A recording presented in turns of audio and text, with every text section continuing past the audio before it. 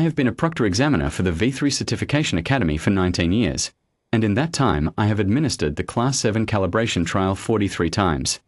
I have extracted cadets with fractured pressure bones. I have extracted cadets whose thermal regulation collapsed so completely that their species emergency protocols were insufficient. I have, on 2 occasions, extracted cadets who did not survive the extraction. The calibration trial is designed to break the body precisely to the point where the mind understands, at a cellular level, that the galaxy is not interested in what you believe you are capable of. You believe. The trial corrects you. This is, in my experience, a reliable and efficient process. The human cadet arrived at Calibration Ground 7 aboard the transit shuttle with 31 other candidates from 6 species. She was the only human. She was also, by a considerable margin, the smallest person on the shuttle. I noted her in my intake log as candidate designation HU1, Seren Varel, origin classification, pending verification. The committee had flagged her intake file 3 times in the preceding month. The first flag queried her species designation. The second flag queried her listed homeworld classification, which had been entered by the intake office as Class 17. The third flag, filed by Senior Examiner Dol Seveth himself, stated plainly that no verified Class 17 world existed in the current registry, and that the intake file appeared to contain a transcription error, and that the committee would appreciate the matter being corrected before the candidate presented for trial. I had passed all 3 flags to the intake office. The intake office had passed them back to me. Nobody corrected anything. The human presented for trial. She was approximately half the shoulder width of the Kethri cadets standing beside her in the pre-trial staging bay, and the Kethri cadets are not large. She had the particular stillness of someone who has been standing in lines for a long time and has decided, at some earlier point, to stop thinking about it. Her suit was standard issue V3 thermal gear, adjusted down 2 sizes. She signed the trial acknowledgement form, received her transponder beacon, and walked to the starting marker without asking any questions. Most cadets ask questions at the starting marker. Some of them ask the same questions several times. She did not ask any. The trial began at 0400 station time. The Class 7 calibration ground on Moon Velsorn is an open ice field, 2 kilometers by 2 kilometers, with surface temperature averaging -73 at the floor and -91 at the ridgeline. Atmospheric pressure is 31 millibars, technically breathable for 3 of the 7 species represented in this cohort, lethal in under 40 minutes for the remaining 4. The trial protocol issues each candidate a functioning thermal suit and a 6-hour survival window. The objective is to reach the transponder relay at the far edge of the field and return to the starting marker before the 6-hour window closes. It is not a difficult concept. The difficulty is entirely physical. By hour 2, I had extracted 9 cadets. Standard rate. The Kethri cadet went first, thermal shock, onset at the ridgeline, extracted before cascade failure. The 2 Sethri cadets went together at hour 1 and 40 minutes.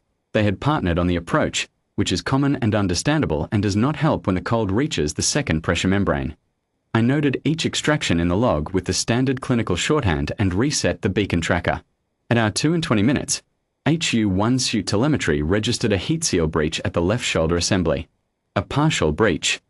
The kind that, for any of the other candidates, would have triggered the emergency extraction protocol automatically. I flagged the beacon for priority monitoring and prepared the extraction sled. She did not activate her emergency transponder. I watched her telemetry for 4 minutes. The suit was losing thermal integrity at the shoulder at a measurable rate, slow, but measurable. Her core temperature reading had not changed. I checked the instrument calibration. The instruments were calibrated correctly. Her core temperature had not changed. I did not send the extraction sled. I logged the anomaly and continued monitoring. By hour 4, I had extracted 27 cadets. 3 remained on the field. At hour 4 and 15 minutes, the heat seal breach in HU1 suit had progressed from partial to complete. The left shoulder assembly had, to be precise, stopped functioning entirely. She was on the ice field of Velsorn at -78 surface temperature, with 1 functional thermal sleeve, and her core temperature reading, I checked the instrument calibration a second time, had not changed. One of the 2 remaining cadets, a Vethalai from the northern breeding line, activated his emergency beacon at hour 4 and 30 minutes. I extracted him. He was coherent and had only minor secondary hypothermic symptoms. He had done well. I told him so. That left HU1 and one Deathworld cadet on the field. The Deathworld cadet's beacon went critical at hour 5. I sent the extraction sled. The sled crew brought him back in poor condition, alive, but the cold had reached his secondary circulatory system, and the Academy's medical staff would spend the following 2 days managing the consequences. He survived. I note this not because it is relevant to what follows, but because the committee's subsequent report made no mention of it, and I believe the record should be accurate. At our 5:50 minutes, 10 minutes before the trial window closed, I had 31 cadets accounted for, 27 extracted before the window, 3 extracted after critical beacon activation, 1 Deathworld in medical, and HU1's transponder, reading its beacon position from approximately 200 meters from the starting marker, moving at a consistent walking pace. I contacted the calibration grounds instrument station. I asked them to re-verify the transponder signal. They re-verified it. The beacon was HU1's. The signal was live. The position was accurate. She was walking. 6 hours past the start of the trial. 40 minutes past the point at which her suit had lost all thermal integrity on one side. Walking at a consistent pace. I sent the retrieval team at our 6 and 4 minutes. Not an extraction, a retrieval. I made that distinction clearly in the log. I did not know, at that point, what the distinction meant. I made it anyway. The retrieval team reached her at our 6 and 11 minutes, approximately 140 meters from the starting marker. Their field report, filed 20 minutes later and still held in the Academy's operational record, states the following. The candidate was ambulatory and responsive. She appeared to be in no distress. Her suit's left thermal assembly had failed completely and the right assembly was operating at 62% of rated capacity. Her exposed skin. The suit had partially separated at the shoulder junction and approximately 9 centimeters of her left upper arm had been in direct contact with. Velsorn's atmosphere for approximately 3 hours and 40 minutes showed mild surface discoloration consistent with cold exposure, and nothing else. Her core temperature, when measured directly by the retrieval team's medical scanner rather than the compromised suit telemetry, read 4.1 degrees below her listed baseline. 4.1 degrees below baseline. For context, the Deathworld cadet's core temperature had dropped 19 degrees before I extracted him, and that was with a fully functional suit. The retrieval team's report also states that the candidate's first question upon being reached was whether the return leg counted as part of the trial time, or whether the trial clock stopped at the transponder relay. She had reached the relay. She had tagged it. She had turned around and was walking back. She was asking whether she had passed. The team leader, a V3 field officer named Reth Solan, who has since transferred to a different posting, told me later that he had not known what to say. He told her the trial window had closed. She said she understood. She asked, specifically, what time the second evaluation pass was scheduled, and whether she needed to file an amended intake form to register for it. He told her there was no second pass. She said, "Right. Well, do you need me to walk back, or is there a sled?" There was a sled. She rode back on it. The field report notes that she ate a ration bar during the return transit and did not speak further.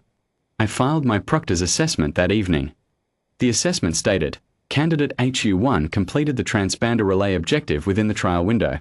Candidate HU1's thermal equipment suffered a critical failure at approximately 2 hours and 20 minutes into the trial.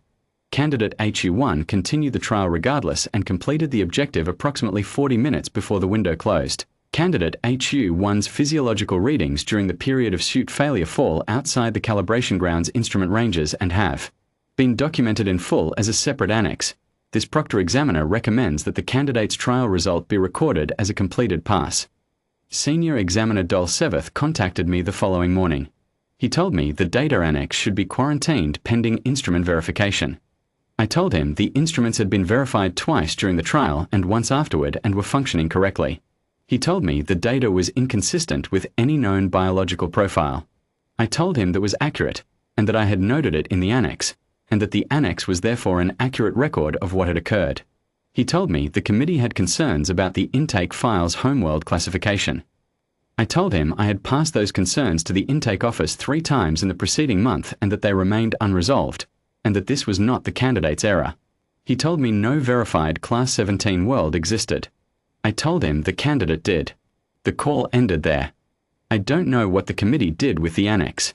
I know what I did with the assessment. I filed it, with the candidate's result marked as completed pass, and I have not amended it. I saw Varel once more before she transferred out of the Academy's intake rotation. She was in the medical bay the morning after the retrieval, sitting on the edge of the examination bench in her standard issue fatigues, eating from a second ration bar. The medic on duty was writing something on a display pad with the particular focused expression of someone who is writing something down so as to have something to do with their hands. Varel looked at the medic's notes once, without much interest, and then looked at the wall. She was not angry. She was not proud. She was not performing anything for anyone in the room. She was just a person who had been cold for several hours and was now eating breakfast and waiting to be told what was next. I filed the instrument readings. I wrote the annex. I submitted the pass. Whatever the committee decided to do with the data, after that was the committee's business.